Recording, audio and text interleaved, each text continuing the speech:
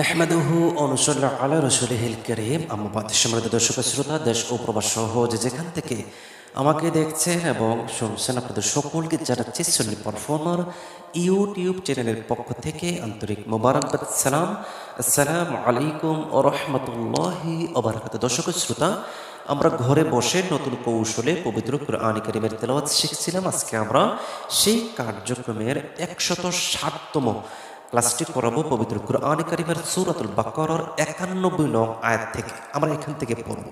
আমরা প্রথমে বানান করব, তারপর আমরা সেগুলো রিডিং করবো ইনশাআল্লাহ। ওমা তৌফিকুন ইল্লা বিল্লাহ। তাহলে দেখেন, ওয়াজবুর ওয়া হামজার ই ওয়া ইদাল আলিফ জবর দে ওয়া ইদা কফ ইয়াজর কুই লাম জবর লা কুইলা ওয়া ইদা কুইলা